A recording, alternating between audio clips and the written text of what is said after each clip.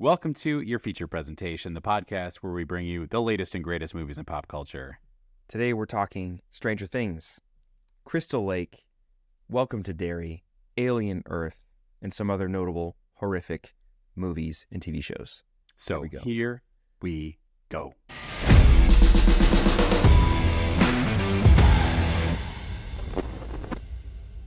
I was going to do the here we go, Heath. Oh, I'm sorry. So rude of you. Okay. Right off the bat, Heath. Stranger Things, I think one of the first beloved Netflix original series, got the world talking over a weekend. I read actually a piece from Screen Rant about the cultural phenom that is Stranger Things. Yeah. And it was literally over a weekend. Like Netflix dropped the whole season, and over the course of 3 days, everyone was watching and talking about this. Yeah. So coming up this year, we have the last chapters, the last episodes of Stranger Things. Totally. Stranger Things Part 5 is coming out, and they're doing something really interesting. And it's actually something we saw Andor do, and some other streaming services have been doing this with some of their releases recently. So there are 4 episodes and 3 volumes or 3 releases. So I'm sorry, there are 4 episodes in the first one, and then I believe it's 2 episodes per volume after that. Yeah. Thoughts on this new kind of going back to cable TV, wait a week for episodes? Yeah, it's weird because it's kind of like a hybrid, right? It's like It is, yeah. It's like from Underworld when you have the werewolf and vampire together. Is it worse or is it better than both? You know, but you kind of pointed it out with Andor. This really doesn't really seem to be for the audience specifically. It's not for our enjoyment or not. It's for the subscriptions. It's for people who you're going to have Netflix for 2 or 3 months to watch all of this. So like, it's kind of weird because it's these blocks, and Andor would probably say, well, those are arcs. There were 3 episode arcs, which I found satisfying. But at the same time, it just feels like, okay, they're just trying to get us to subscribe for longer, because you can't just be like, oh, I'm going to subscribe for a month and watch all of it. Totally. But you can still do that. It's just going to be 4 months after the fact. But yeah, that I feel like the binge cultural movement for streaming is going away, and that you can't just binge a whole series, which is good. Honestly, I've never been a fan of like the binge culture among TV shows, like the ability to just watch an entire brand new season. I like the anticipation.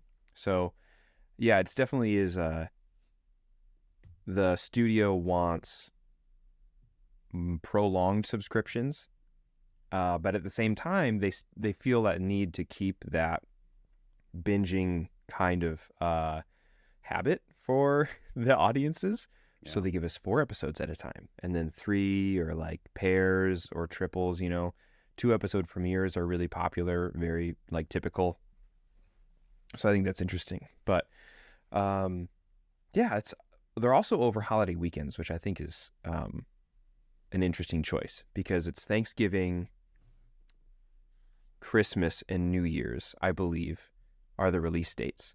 So they're kind of hitting on this thing that movie theaters usually hit on, which is like holidays where people come into town and spend time with family are big movie holidays. Like Christmas Day is a big movie theater day, right? So it seems like Netflix is trying to pick up on that kind of traffic. Like, hey, instead of going to the movie theater with your 10 cousins or whatever, where there are new episodes of Stranger Things, get in the living room, watch them, right? So I think that's interesting. But yeah, this streaming kind of world is really developing and constantly changing. I don't know if there's ever been like a 5-year norm for streaming service releases or a timeline for projects and stuff, but I thought it was interesting. I'm definitely going to watch this Part 5 for Stranger Things. That's really all I have to say about it. Like, I'm not sure where else they could go with the story, and it seems like it's about time to wrap it up. So Yeah, so the release dates are episodes 1 through 4 coming out November 26th, Christmas Day, episodes 5 through 7, and then New Year's Eve is episode 8. Yeah. So that's cool. Yeah, I like this show. I loved the first season, and I So feel cool. like it's kind of I still really enjoy it. It still seems like a quality show, but the excitement for me has worn off. Yeah, totally. Um, and I think I really wanted an anthology series from this. I wanted Stranger Things to develop a world, and I would have loved season 2 to be about different people. I Oh, think that that's would have been really cool. So interesting. like the Upside Down.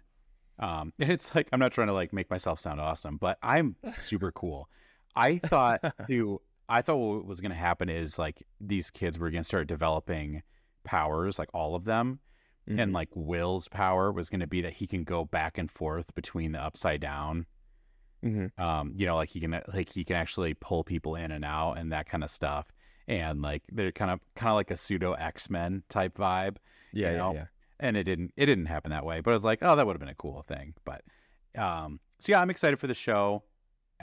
Yeah, and I think it's good. I love a planned ending too. Like let's not, Yeah. waste time, and it'll be interesting to see how it feels watching kind of in those arcs for sure. Hmm.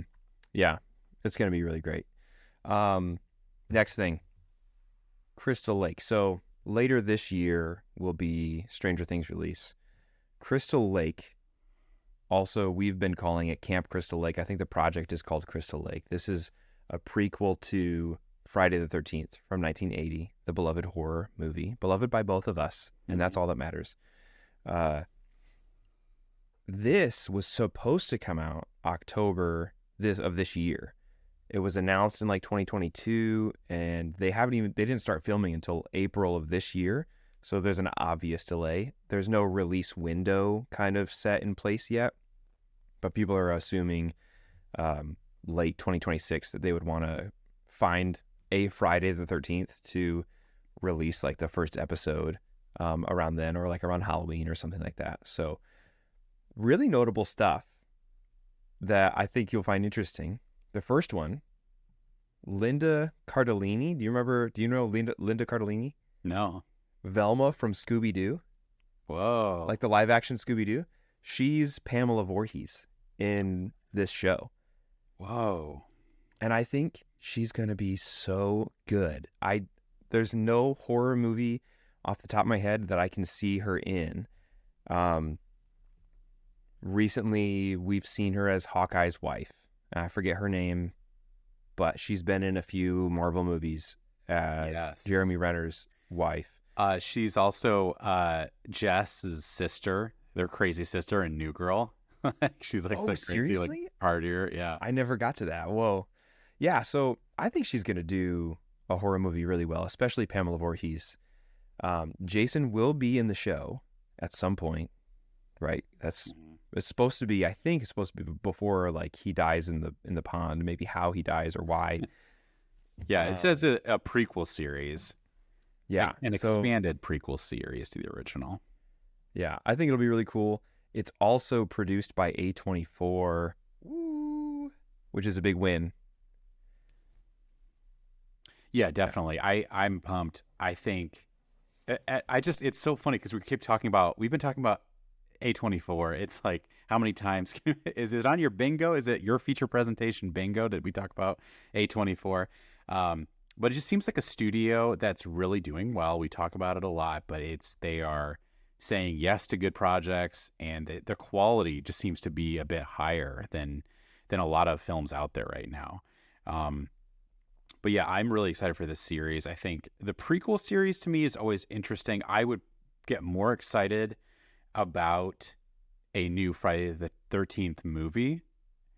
But this does give a little bit more room for like a unique story because we really don't know much except for Jason dies eventually. But I mean, we can have a whole season. It's kind of like a Bates Motel situation. Like there's so much story that could be told. Like there's a lot of like freedom there for sure. Yeah. Yeah, you can make that Friday the 13th, the first one, a lot richer if there's a really substantial backstory, like why Pamela is doing all these things. So Yeah. it's a Peacock original. coming out October of this year. Still currently filming, and let's see. Oh, I'm sorry, not later this year. Originally later this year, October 2026, because it's filming right now. Another interesting fact: do you know who Brad Kane is? Have you heard of that name? No. So Brad Kane is the showrunner, writer, and creator for Crystal Lake. He's also the creator, writer, and co-showrunner for Welcome to Derry, which is coming out later this year. So Brad's got his hands in two horror worlds that we love very dearly. Two horror pies, if you will. Yes, two meat pies. So good segue into Welcome to Derry. Have you seen the trailer for Welcome to Derry? Yes, I did. It's exactly, I think it's only like 90 seconds long, and it's exactly what I wanted out of a reintroduction into Derry. The show takes place in 1962-ish, I think. The trailer opens in 1962, but Pennywise always comes back like roughly 27 years later. So the book and the first movie taking place in 1989 would follow that. But the lead up to the first film, this series is a lead up to the first film. Bill Skarsgård is coming back. And I just felt like that trailer took me back to the terrifying and eerie and unsettling vibe that is Derry, Maine. And I really, really enjoyed it. Like that vibe, the aesthetic permeates through the book, which I read, permeates through all of the movies. And it's just a really, really great time. So I'm excited to watch that. And I think Brad Kane has some really cool opportunities here with these projects. Yeah, that's really cool. Every time you say Brad Kane, I keep thinking of Kane Hodder, who played Jason Voorhees for like a string of films. That's all I kept thinking about. It's like, you're like Brad Kane. I'm like, the guy who plays Jason is the showrunner of Welcome to Derry. So yeah, that looks really cool to me. I think I always described it as like horror Goonies. It's such a fun like kid horror, but like it freaks you out, and it's done so well. And I'm just like, I'm so pumped for this show. It looks so good. Yeah, it's the similar aesthetic that Stranger Things hits. It Chapter 1 and It Chapter 2 hit that like 80s. I mean, it has what's his name? Wolf. I'm totally blanking on the actor's name. He's literally in Stranger Things, and he's in It. Is his last name Wolf? Are you looking it up right now? Wolfhard. Yeah, I am. Jamie, look it up, baby.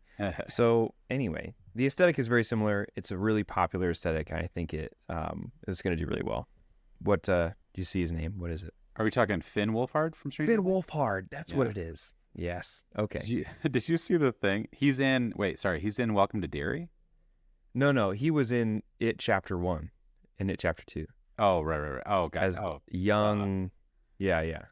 My brain was crossed. But speaking of Finn Wolfhard, did you see that clip of like back when they were like in Comic-Con, like early days, like not now? The guy introduced him and it's like, Finn Wolfhard, the guy with the best porno name like of all time. And like everyone was like, he's a kid. Like that is not cool. It's like 11 years old. Yeah. And then the guy who's the Hopper actor. We're doing really well with actors' names right now. Yeah, we're doing great. It's Harbor. Yeah, Harbor. And then the guy who plays the boyfriend. We all know who we're talking about. Of course, we're talking about Steve. Talking about Joe Kearney.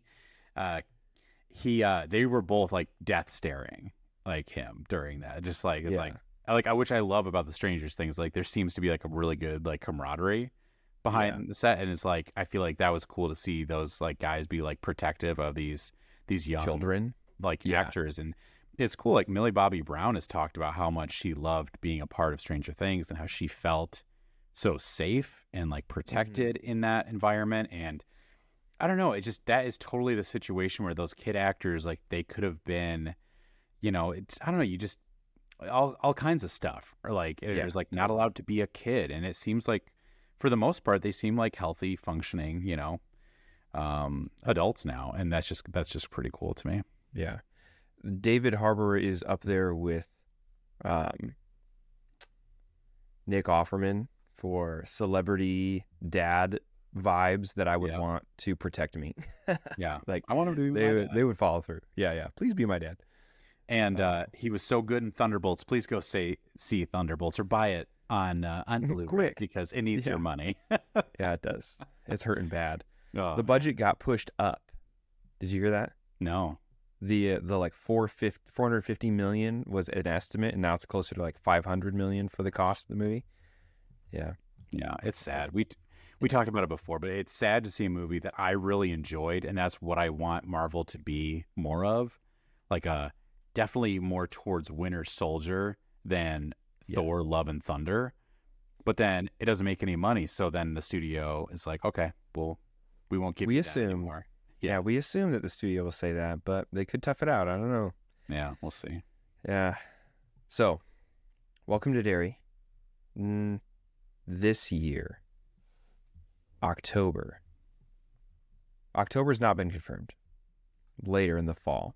Yeah, We'll late get that fall, one. I think it said. Yeah. Yeah. Before that, we've talked about it before, and I'll make it brief. Alien Earth is coming out in August. Yeah, Psyched out of my baby. mind. It We looks got a so trailer. good. So Got a trailer finally. The trailer. Okay, so quick synopsis. This next chapter of the beloved Alien story releases August 12th of this year. It takes place on Earth in 2120. The trailer came out, and we got a really cool peek into how this project will kind of flesh out some of the technological advancements of Weyland-Yutani, specifically synthetic making process and kind of a have you seen the trailer? Yes, I have. You have? Okay. Yeah, it Is looks it? so good. Yeah. So this like process of transferring consciousness from a person, presumably a person, into a synthetic, and how they're going to use that to harvest aliens, hunt them, or just progress as a society, right? You don't know. We don't really know the intention behind that yet. Well, I assume actually we do know because Mr. Yutani, is it Yutani? Mr. Weyland? Mr. Weyland wants to be immortal, so I'm sure he would love his consciousness to be implanted into a synthetic. I really hope they connect some stuff to like Prometheus. Totally. I would Yes. love that because I mean, Make them a little bit more more pertinent. yeah, they're Yeah. just like just to tie it together. Like I'm very okay that like Alien versus Predator is an alternate timeline because Yeah. Prometheus and Alien versus Predator cannot be in the same universe. It doesn't work out. The science doesn't check out. So I would love it though if they could connect it. We've said this before again, but I wish Covenant's story could get wrapped up. So I really hope they Mhm. can kind of give us some of that, or even give us some like even little teases, like, oh yeah, Mr. Wayland is that. But yeah, I don't know, just like this looks like a great show. This looks like one of those shows too that shocks me with how good it looks because I'm like, this is a Hulu streaming service, and I think Dude, yeah. so. Disney owns Hulu. Or sorry, they own Fox, who does Alien, and they're releasing it through Hulu, which I highly recommend the Disney Plus Hulu package because it's It's very basically it's a given. Yeah, you got to do it. It's awesome because then you get all the Hulu shows like Shogun and like all this like Alien vs Predator and all that kind of stuff. But it does seem like it's such a quality show, and I think Disney is definitely trying some stuff right now to be. I feel like they're trying to find their next thing. And it's like, okay, superheroes, it's kind of all up in the air. I see the end in sight. I think we're going to see a big time crash in just the amount of superhero movies. Yeah. But then they're kind of like looking at their other projects. I really wish they would come up with original stuff or original adaptions. Come on, guys, but whatever. Imagine. It's really cool to me that they say that they're trying some of this stuff. So like, I'm really hoping like this show works out, and we're getting a Romulus sequel, and we're getting Predator Badlands in the fall. And it's like this is refreshing. I love that we're going to see this stuff. Yeah. Predator Killer of Killers. Yes. Very tight. I've not Very seen it, good. but it's getting really good reviews. Yeah.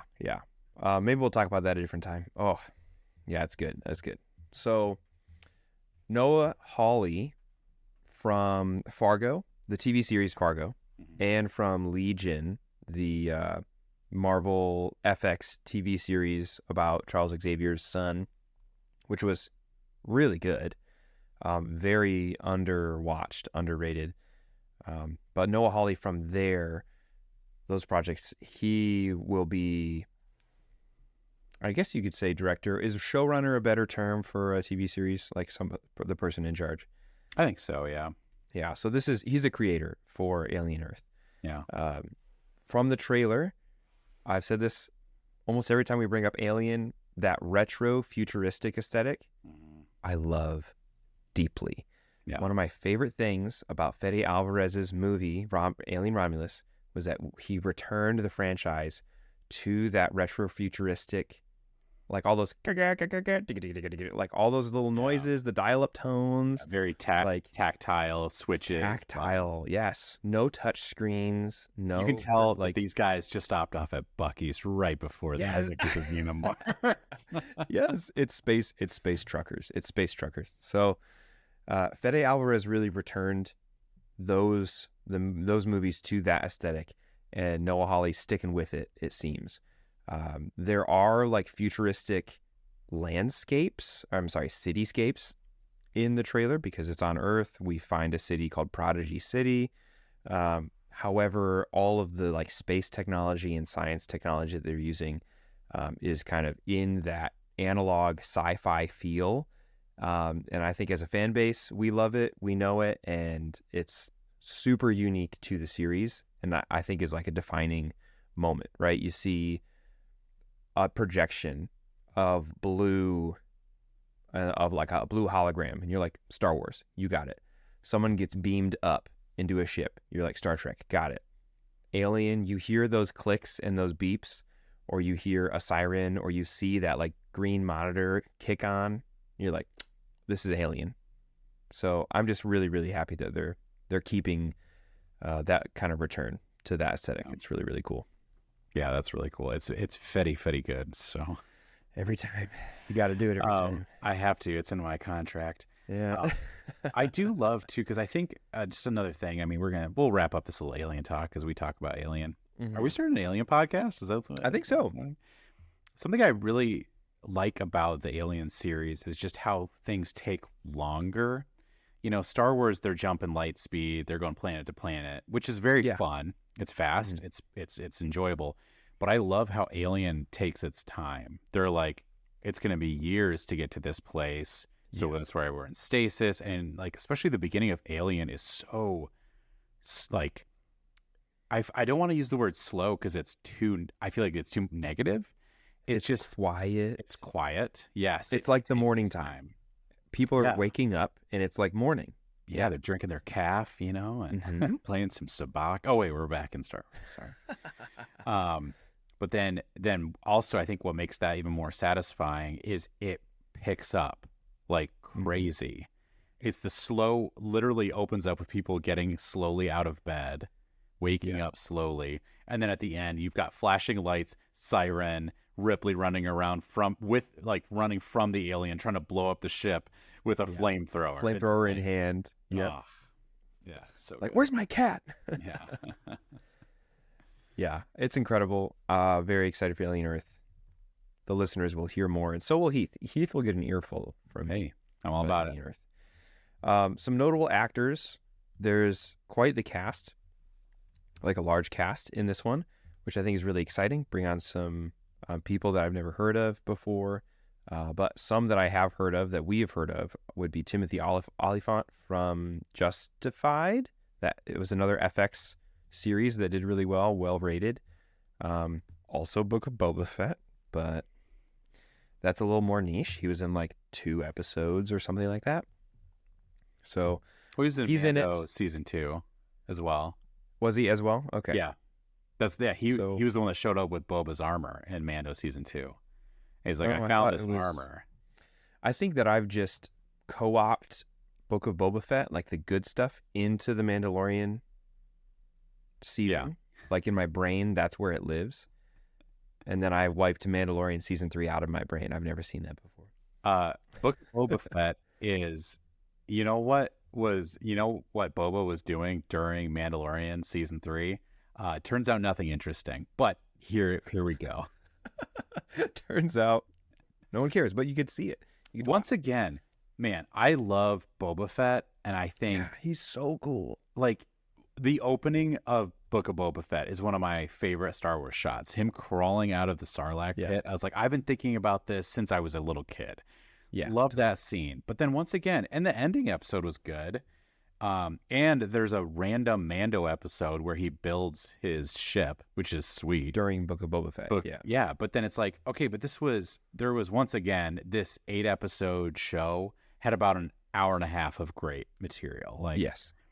It wasn't worth a show. But it's the corporate America version of this could have been an email. This meeting could have been an email. This TV show could have been a movie. Yeah. I mean, Disney pioneered original movies. Just stream it. I know. Just be like, hey, we got a Book of Boba Fett movie. It's an hour and a half. Go stream it. Yeah. And I think, once again, it's just trying to get subscribers because 8 episodes means 2 months. Yes. Absolutely. But it's like, I don't know. I would still argue if the content is deserved, do it, but it doesn't. So give us a good streaming movie, and I would say people would want to join in and be like, I'm going to rewatch that. I want to have Disney Plus because the quality is there. Yeah, absolutely. Another notable actor is Alex Lothar. You recognize that name? Because I did not. Recognize the name. I recognized his face. He's Nemec, however you pronounce it, Nemec in Andor. Oh, yeah. He's the young guy who gives the Nemec's manifesto that has really blown up post Andor, that like talk about like essentially like oppression is brittle. What the Empire does takes so much power because it's so unnatural. Really, really compelling episodes with him and that character. So I'm excited to see him in the Alien kind of universe. I think he's a great young actor. So that's cool. Mm-hmm. All right. Some other notable things in the horror realm we like to stay in tune with. Have you heard of Clown in a Cornfield? So we're going to, for the listener, there's about 5 horror projects that stood out to me in the next 6 months.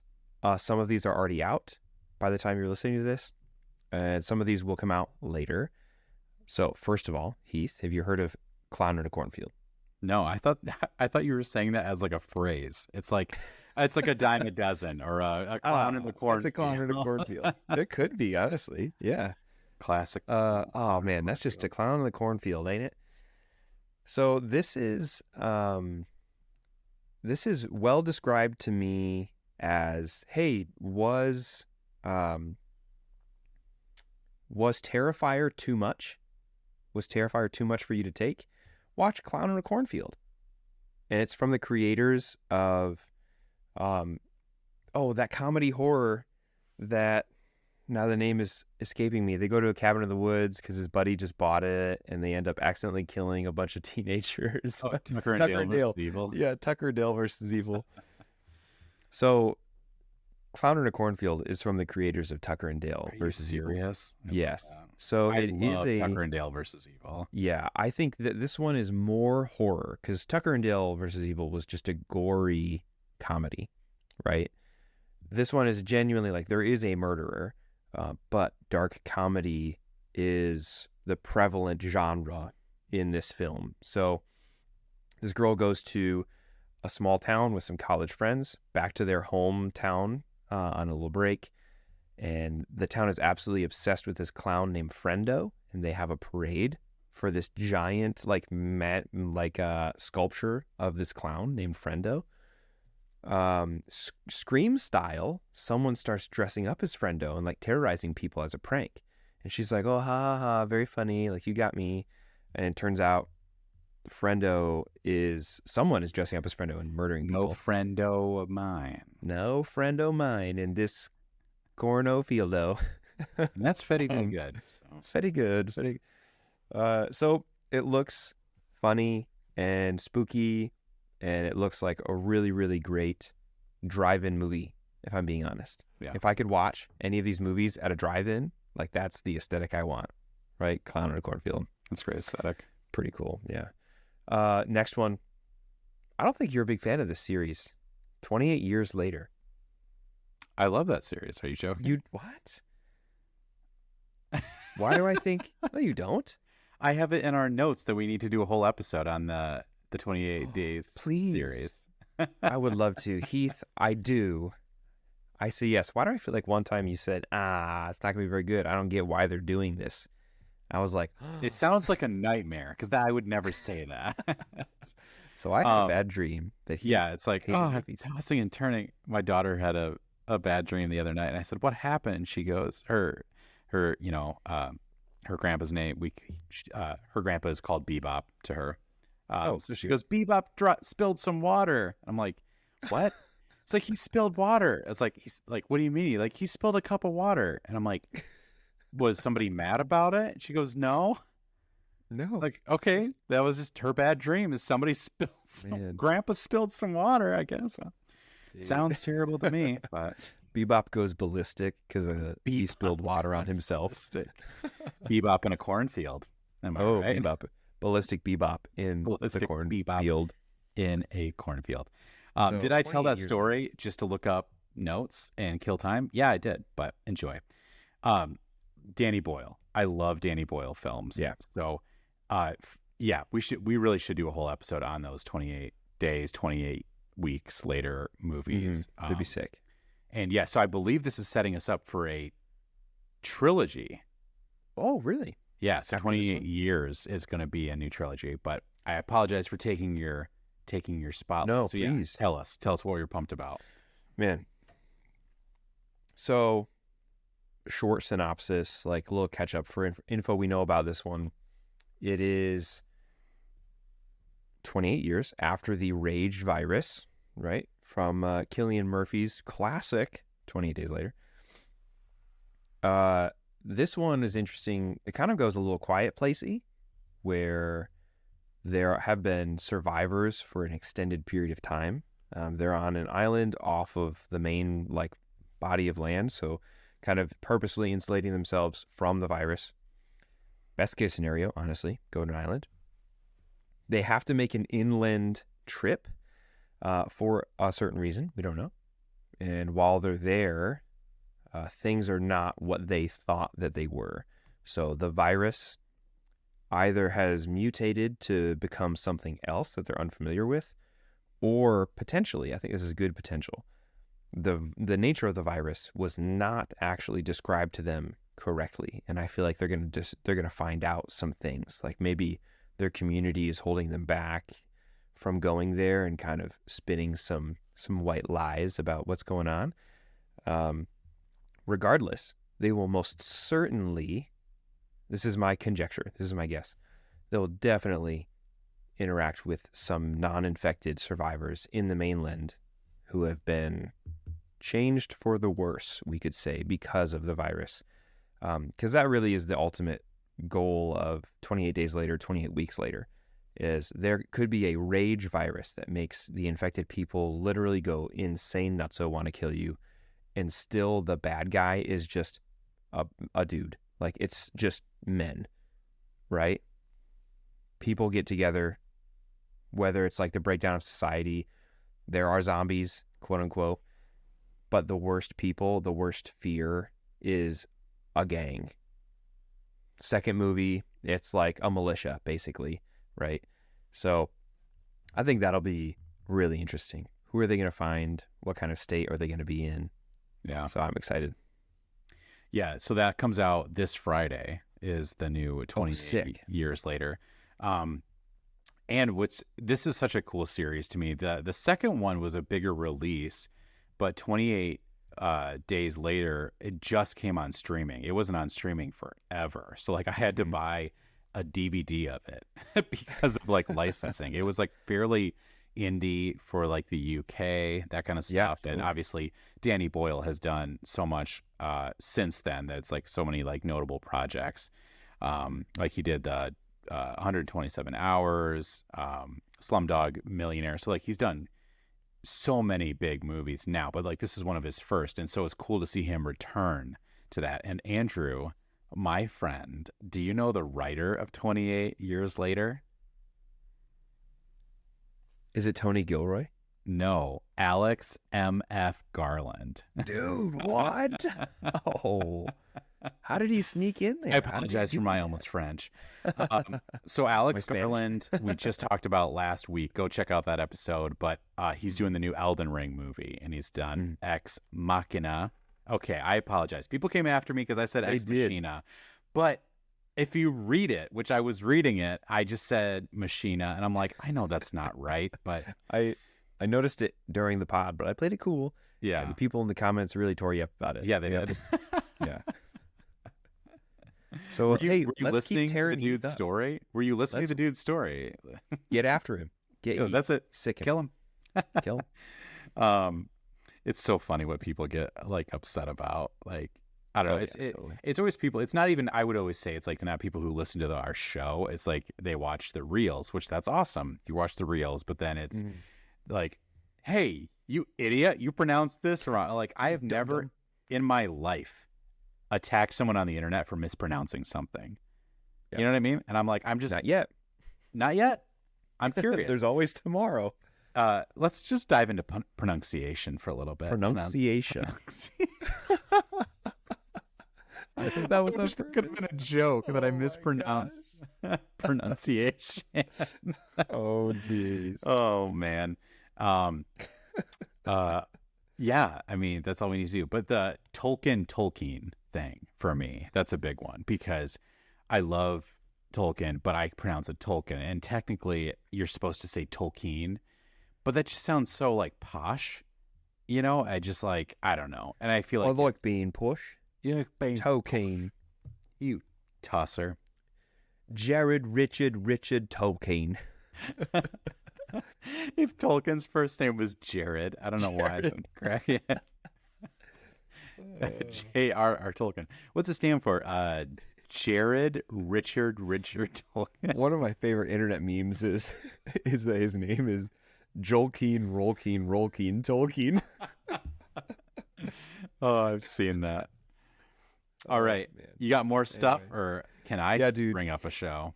No, I've got two more. Okay. Then we'll talk about a movie Let's do it. that you saw recently. Yes. So I also have another show. I don't know if you're going to talk about it or not. But show? No, yeah. I don't have any more shows. So real quick, standout horror movie coming out later this year. Still thinking about Jolkien. Jared Richard Tolkien. Horror movie coming out later this year, starring Alison Brie. You may know her from Community, or that A24 movie that came out a couple years ago with her. Yeah. And Dave Franco. It's called Together. It's kind of there's some elements of dark comedy, like horror comedy in it, but mostly it's like a body horror. And this couple move into a new home together, like they're a married couple, and their relationship just is really, really weird. There's some spiritual, like, non-physical, I guess would be a better word. I don't think it's spiritual, but like non-physical stuff happening.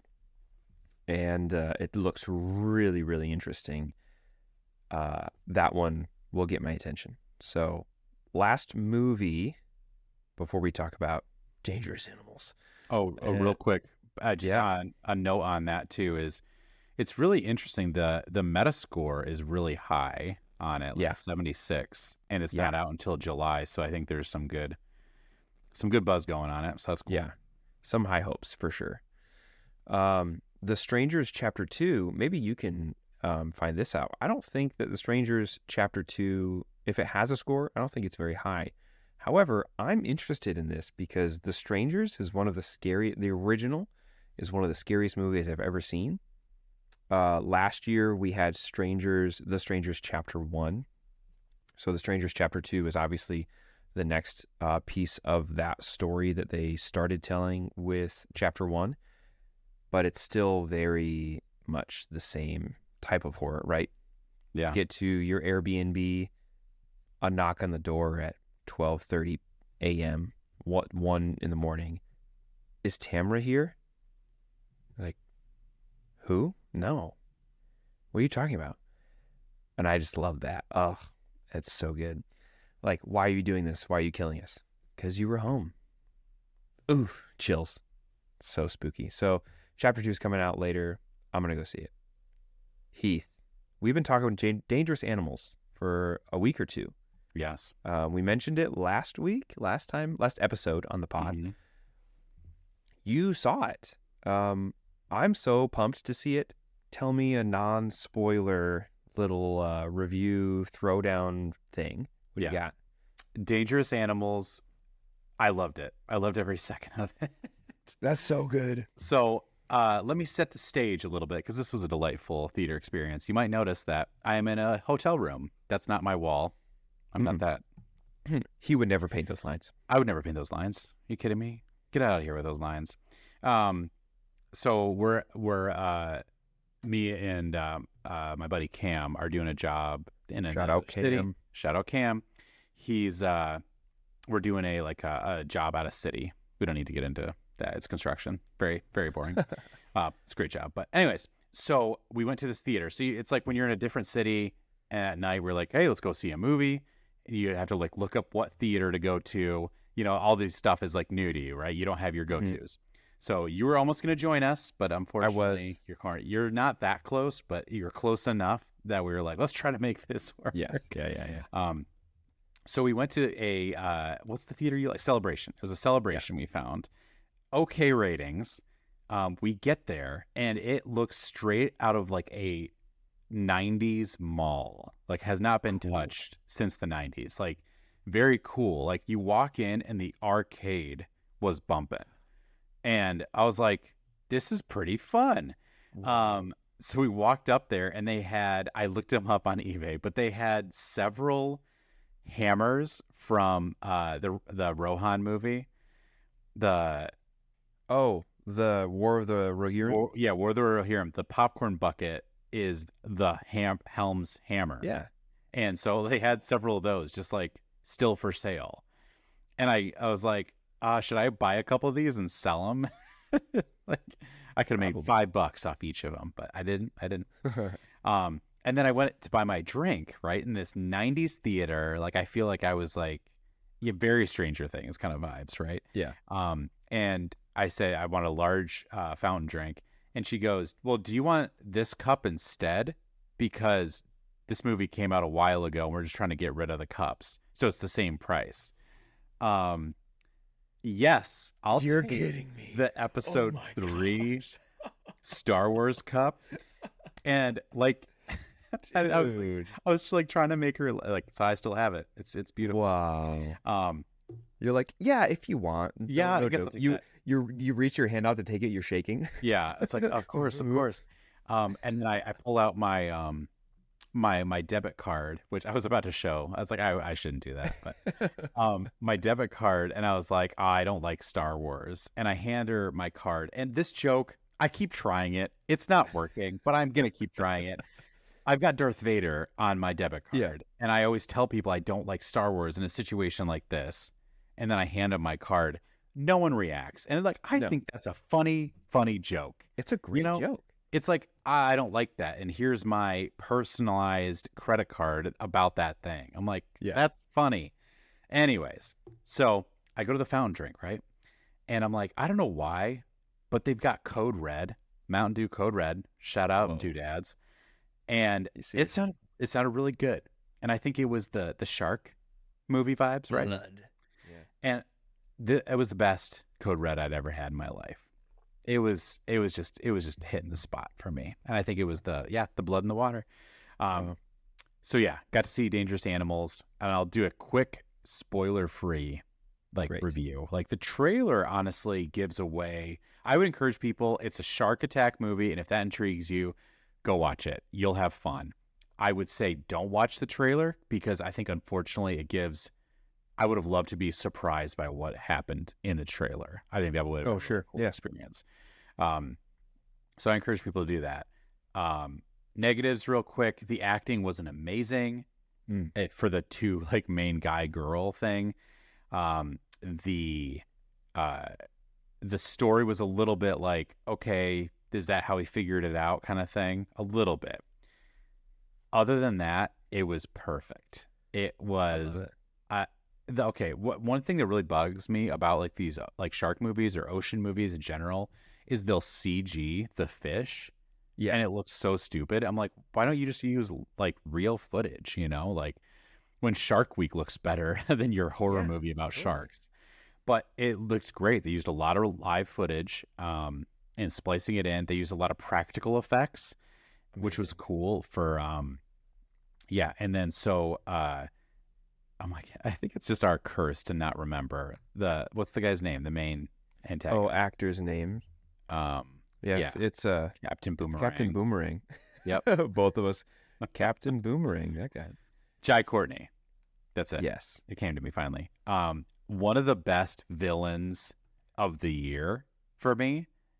He No was way. so dark and just like messed up. And there was a huge homage to Silence of the Lambs in this. And he was just like a physical presence on screen that was like, I'm terrified of this guy.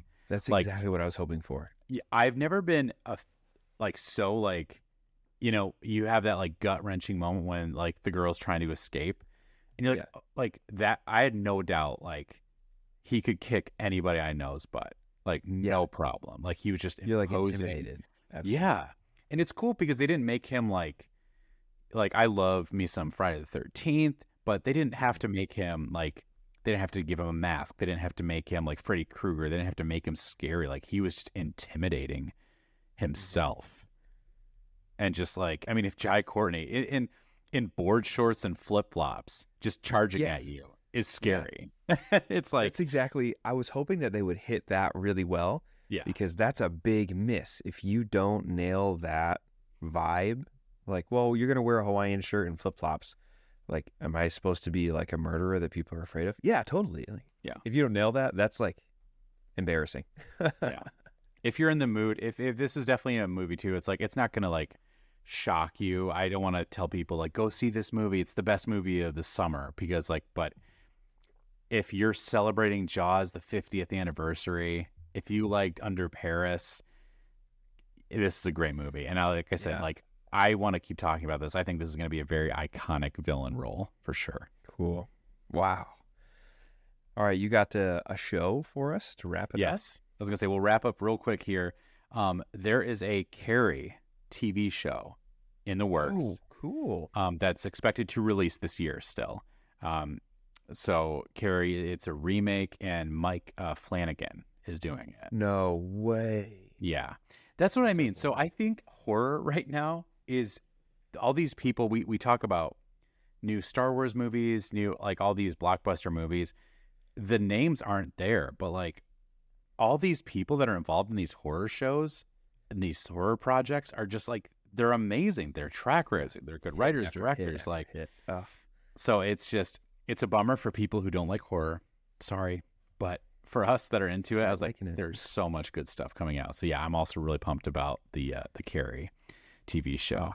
That's exciting. Way back in the day, there was supposed to be a Carrie, Jason, Friday the 13th crossover. And like, there's a certain Friday the 13th movie that you can tell, like, that's where that script went. But like, we're gonna use Carrie, but you can do everything else. Yeah, it's like, well, this girl has telekinesis. What is telekinesis? Or telekinesis. Whatever? Yeah, telekinesis. Pronunciation. Or pronunciation. So, talk about horrific. My pronunciation. All right, I need to go to bed. End this, Andrew. Dude, ladies and gentlemen, thank you so much for tuning in. We hope you enjoyed listening to the show as much as we enjoyed creating it for you. Remember, you can always catch our episodes every Wednesday on any podcast platform that you have. So be sure to add us to your favorites there. Don't forget to swing by our TikTok and Instagram.